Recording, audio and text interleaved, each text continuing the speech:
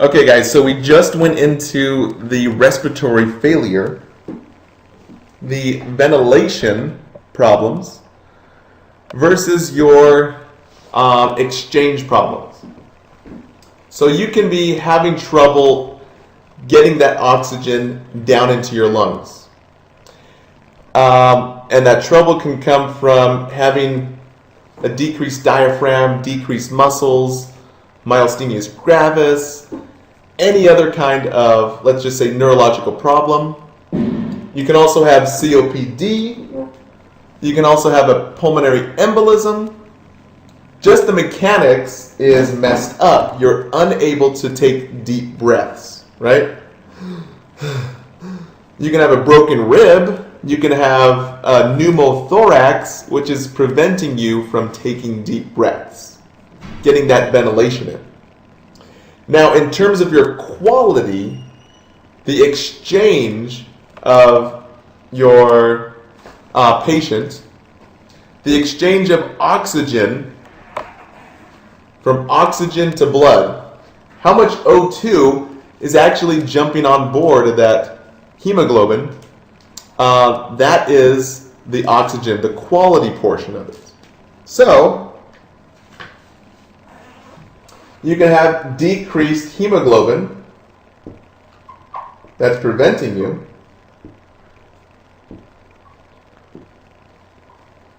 You can also have what is called, you can also have low oxygen in the atmosphere, what we see with people who climb mountains.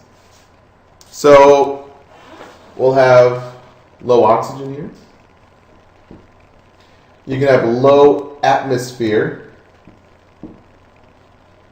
Let me see.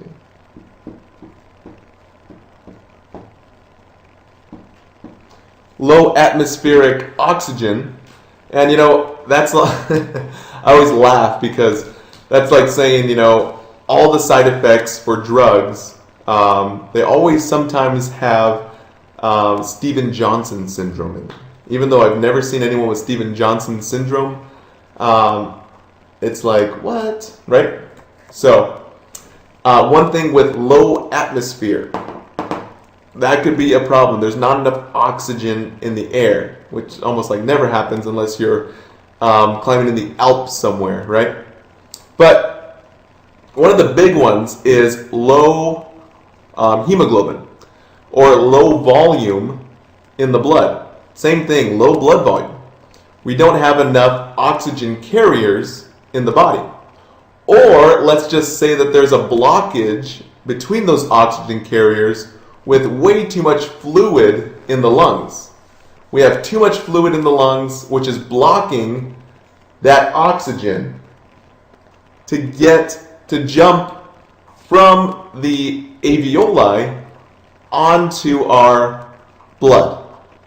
And if we have that wet lungs, they call, or basically too much edema in the lungs, it's going to block that quality of oxygen. So this really leads us into our acute respiratory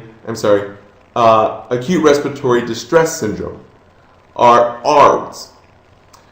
So really what happens in ARDS is really the same thing. Our acute respiratory failure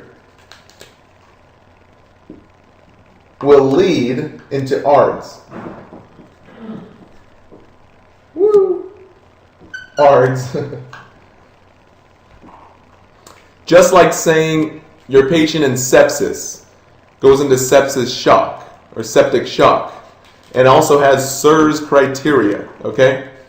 It's not like three separate different things. It's just saying, do you have a small problem? Do you have a medium problem? Do you have a large problem? We're still going to McDonald's. We're still ordering the Big Mac special. But is it a small Big Mac? Is it a medium Big Mac special? Or do you want to supersize that Big Mac special? Same type of thing.